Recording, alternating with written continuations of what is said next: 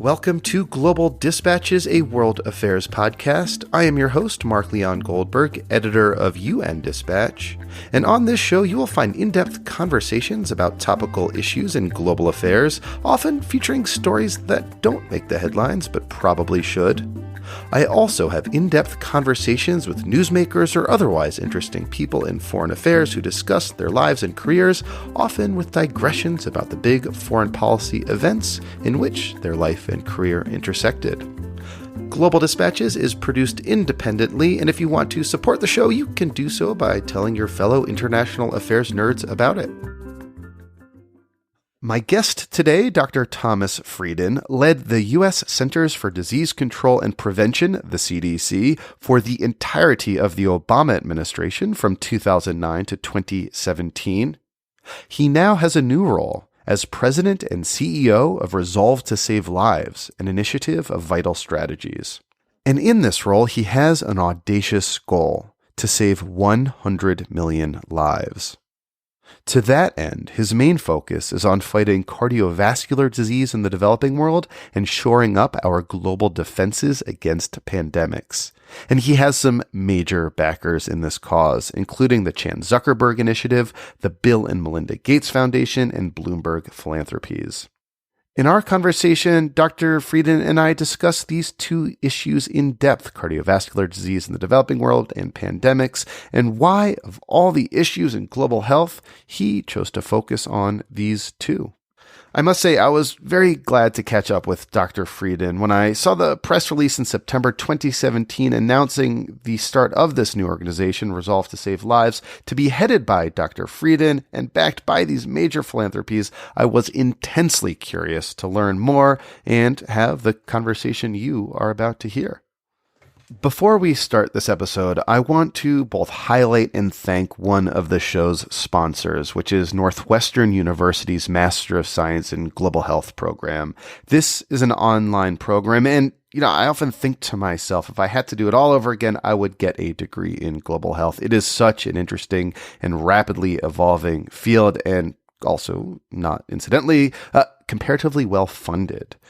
If you're listening to this episode contemporaneously, then chances are you will hear, after my spiel right now, an ad for this Masters of Science in Global Health program. And I'd encourage you to click on the link on globaldispatchespodcast.com to learn more.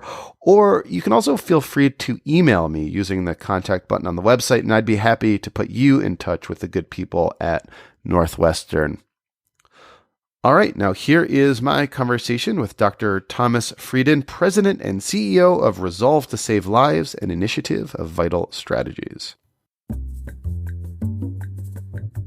I feel I've been very fortunate in the opportunities I've had at work with the people who I've worked for, with the people I've learned from, and people I've worked with.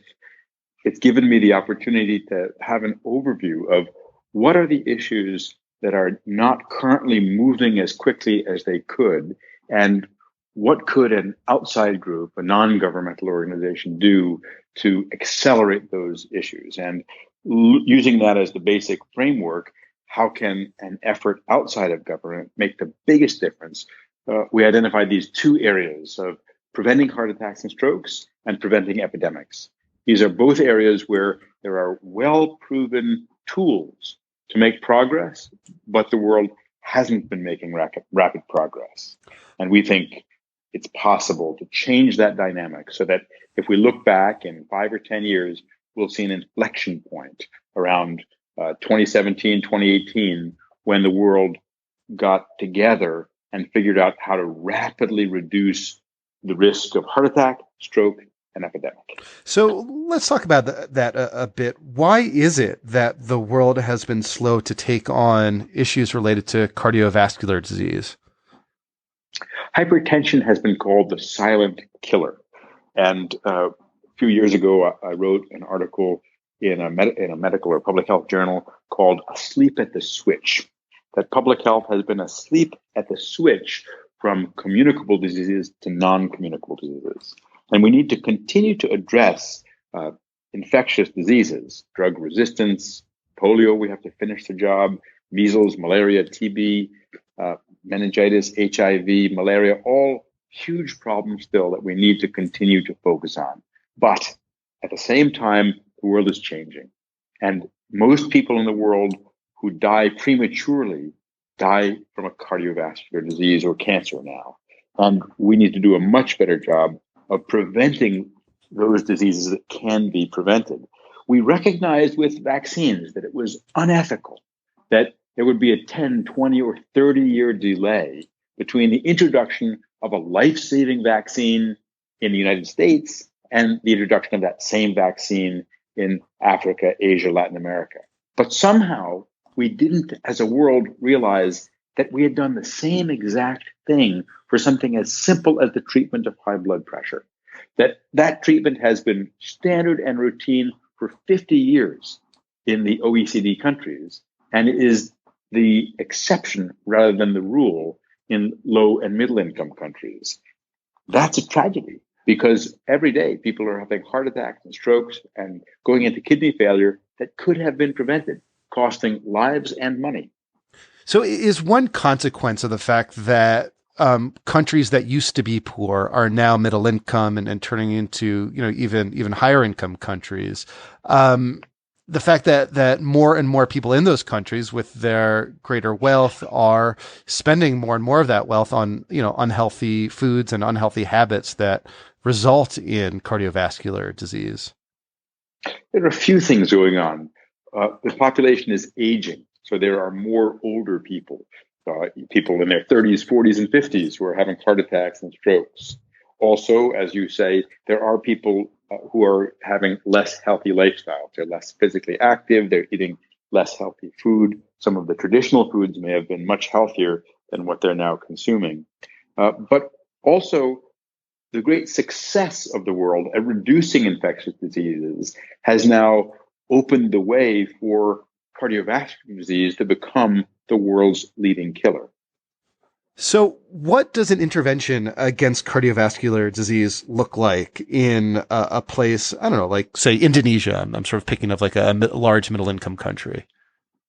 We have a simple equation. 50 plus 30 plus 0 equals 100. If globally we can increase blood pressure control, that's the adequate treatment of high blood pressure, so the blood pressure goes down to less than 140 over 90, from its current rate of about 14% to 50% from 14 to 50. If we can reduce sodium intake by 30% and eliminate artificial trans fat, so we get to 0 grams of trans fat, we'll save 100 million lives over a 30-year period. In each country, each of those 3 interventions is very important. It's easy to get focused on treatment of hypertension, and that's an area that can save more lives than any other healthcare intervention. And yet it's not being well done in most countries around the world. But it's also important to focus on things like artificial trans fat and sodium, which can make a huge difference if we can reduce, or in the case of trans fat, eliminate exposure. So can you just give me an example of what your work to those ends looks like on the ground in a country? I know your organization is new, but can you perhaps preview some strategies, what is unique about your approach here? In the case of hypertension, we have worked with a few countries to help them select a single protocol. It's up to them what protocol to select, but we recommend that they choose one protocol that's dose and drug specific. So it says very specifically, if blood pressure is this, then add this drug at this dose. If it's not controlled within a month, add the following or increase to the following. That's very important. And we've helped states and provinces select protocols so that they can implement a program as a mass treatment program that will benefit many people. Around the world, 1.4 billion people have hypertension, but only at most 200 million are on adequate treatment. So we've got to treat hundreds of millions of people. And the way to do that is with a standard protocol with what's called task sharing. So nurses and pharmacists and other health workers can assist the patient to take medication. And we would say, ideally, in most situations, in consultation with a clinician titrate medication doses as per a standard protocol and rigorously monitor how patients are doing so we can see what's working and what's not and improve programs that are not working as well as they'd like and learn lessons from those that are working well. In addition, we're working with countries to look at the sources of artificial trans fat. Trans fat is a toxic chemical that was added to the food supply with all good intention, but is the least healthy of all fats and accounts for an estimated 500,000 deaths a year globally.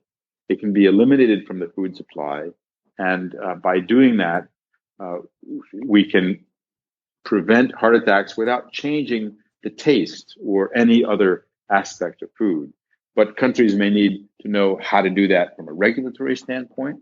We will support testing of food products to see where the trans fat is and make sure that if the government passes a policy, it can be implemented.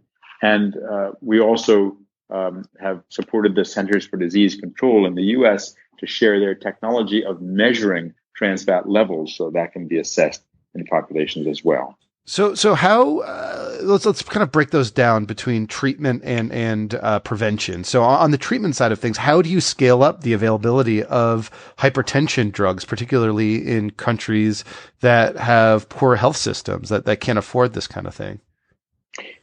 Interestingly, the drugs are not expensive. It needn't cost more than a few dollars a year to treat someone with state-of-the-art medication. But there hasn't been a habit of doing it. Our approach is help an area agree on one protocol, make sure the drugs are available, use the whole healthcare team, including nurses, pharmacists, lay health workers, make things easy for patients so they're barrier-free, no costs, and establish a monitoring system so that we know rigorously how programs are doing, treating patients and getting progress, getting the blood pressure down in communities. And on the prevention side, on say eliminating trans fats, is this just something that you have to work with, the local authorities and legislators of countries in which you seek to intervene? It's usually a regulatory matter, and Denmark showed the way in 2003, 15 years ago, showed that you could get rid of trans fat from food without changing the taste or increasing the price or decreasing the options. That's been slow to spread to low and middle income countries. An increasing number of countries in the richer areas of the world are banning trans fat, and that's exacerbating the inequalities globally, where heart disease and stroke are actually increasing in numbers around the world. The rates are decreasing, but the population is aging and increasing. And what we're seeing is actually more and more people dying from cardiovascular disease in the lower and middle income countries. And this is one thing that we have to confront, not only because it's a loss of life, often in middle age, but also because it's economically devastating for countries. For every person who dies from a heart attack, 2 or 3 will have a non-fatal heart attack and may be disabled or require expensive health care. So you've also resolved to take on pandemics. What sort of contributions will your organization make to, making the world a more prepared place to confront emerging global pandemics? I would comment that these two areas are not unrelated. At the height of the Ebola outbreak, when I was director of CDC, our team in Sierra Leone was working late one night, and their driver was waiting for them in the parking lot. And as they got out of the office, their driver was having seizures and bleeding. And the assumption was he had Ebola. Tragically, he died. And when the situation was analyzed, it became clear that he actually did not die from Ebola. He died from high blood pressure that was untreated and caused a massive stroke that killed him. That's a completely unnecessary death. It's an avoidable death. In the case of cardiovascular disease, we're going to prevent as many of those as possible. With regard to epidemics, there's an increasing recognition that we are all connected by the air we breathe, the water we drink, the food we eat. A virus can travel from anywhere in the world to anywhere else in the world within a day or two. But although there's been a lot of progress identifying where the gaps are in preparedness, there's been very limited progress closing those gaps. And as a result, the world remains unprepared for a major pandemic or even an epidemic. And what we hope to do at Resolve to Save Lives is help countries become better prepared so that they can identify outbreaks when they first occur. They can stop them promptly so that they don't spread from a cluster to an outbreak to an epidemic, and they prevent them wherever that's humanly possible. We're a relatively small organization in this space, but we have deep technical expertise on our staff, and we're partnering with many other organizations, the World Bank, the World Health Organization, as well as a global advocacy incubator, so that we can accelerate progress closing life-threatening preparedness gaps. How concerned are you that the CDC today is less prepared to confront a global pandemic than it was when you were director of the CDC? We've seen some funding cuts. We've seen a budget request from the White House sharply reducing funding for CDC. Your immediate successor resigned in circumstances having to do with her trading some tobacco stocks. Her successor, it does not have a background in public health. He's more of a researcher. How concerned are you that today the United States is not prepared to be the kind of leader it was while you were head of the CDC in confronting these issues? I have no reason to think that CDC is any less prepared today than it was the day I left office last January. There are excellent health professionals throughout CDC. They do a great job. And fortunately, Congress fully supports CDC and did not implement any of the administration's request for budget reductions at CDC. That's important because we need to protect CDC so CDC can protect the US and the world. It has a very important role as part of the global public health infrastructure in supporting countries, in supporting the World Health Organization, as well as in providing state-of-the-art support through laboratory expertise or deploying epidemiologists out to countries. But it is really important that the US and other countries stay in the game. The risk is that as the Ebola epidemic fades in the rear-view mirror, our focus on building the capacities to find, stop, and prevent health threats will be lost. And that's one reason that we've created Resolve to Save Lives, to continue to shine a spotlight and move forward. We're delighted, for example, in progress in recent months in Nigeria, where there's a new public health program that has been moving quickly, not only to confront the epidemics that they're facing, but also to take steps to make it less likely that they'll have future epidemics. They've just a $90 million World Bank funded project.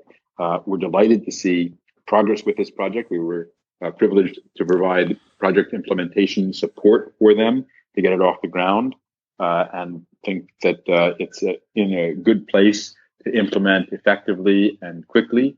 That's an example of the kind of thing we'd like to do. We partner with others so that we can be essentially a force multiplier and get the resources of others, the technical expertise, and the focus all in the right place. And it's, Nigeria, I think, is a good example here because it did not suffer the huge consequence of some of its neighboring countries from Ebola because it had sort of a pretty sophisticated disease surveillance program in place regarding polio, right? So it sort of tapped into its polio eradication program in order to sort of monitor and implement solutions to the Ebola outbreak. That's exactly right. I would say that the moment of maximum terror in the Ebola epidemic was when Ebola hit Lagos, Nigeria. And it really came within days of exploding and becoming completely out of control. And then the Nigerian government and Nigerian leaders put the polio team in charge of Ebola, and what's called incident manager, as well as the epidemiologists and the field workers, were all from the polio infrastructure. And they quickly put a very rigorous system in place to communicate effectively with communities, to establish infection control, to track hundreds of contacts with more than 18,000 home visits to track for fever. They identified 43 patients with fever. 19 of them had Ebola. They rapidly isolated them, and they stopped the outbreak. If that had not have happened, I think it's highly likely that Ebola would have spread not just through Lagos, not just through Nigeria, but through many parts of Africa, not only for months, but for years, and would have killed people, not just from Ebola, but because Ebola shuts healthcare systems down. That's an example of why it's so important to have these core capacities of laboratory networks so you can figure out what a problem is, monitoring systems so you know when something unusual is happening, trained public health specialists who can investigate and stop outbreaks, and a rapid response system. So when you do have an outbreak, you can flex up and stop it before it spreads further. Can I ask, where were you when you learned that Ebola had come to Lagos? I was in our emergency operations center at CDC, and I literally put my hand on two of our best staff, and I said, get on a plane today for Lagos.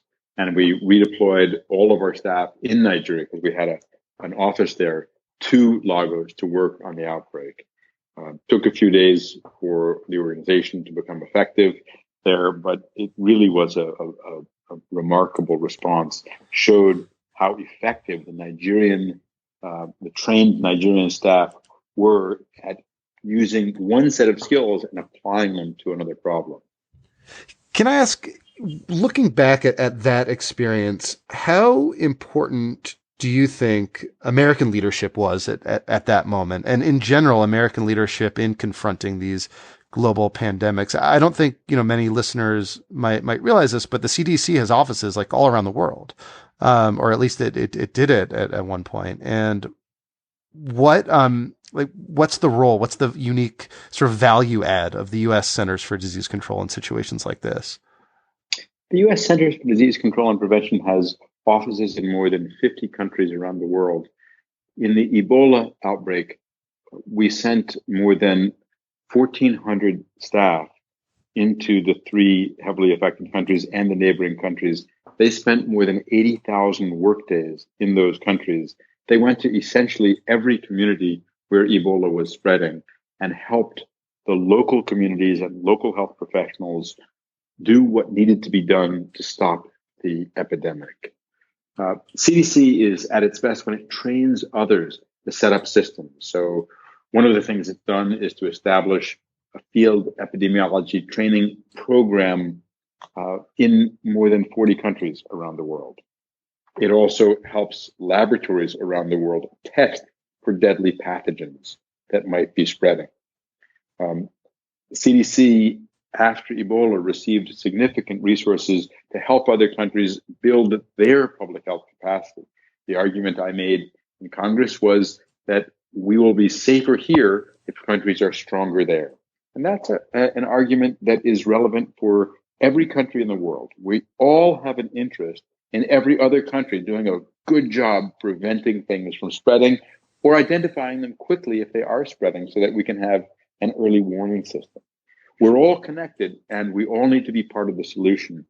The countries that are better off should be investing in global health security, the international health regulations, pandemic preparedness, whatever you want to call it.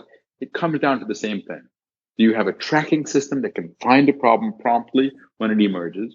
Do you have a laboratory system that can diagnose what that problem is? You have trained public health specialists who can stop it, and you have a rapid response system that can scale up in an emergency. If you have those four things, you're going to be able to protect your own citizens as well as your neighboring countries and the world. If you don't, that is a weak link in the global chain that keeps us all safe and healthy. And what will resolve bring to those aspects of the change of the chain that you just described?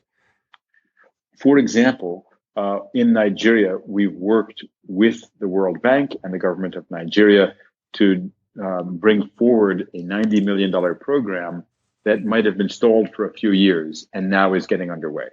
And that program is specifically strengthening the laboratory system at national and state levels, improving transport of specimens, training public health professionals, coming up with protocols to follow in an emergency, and using the excellent experience that Nigeria has had running emergency operations centers to make that more general for other health threats.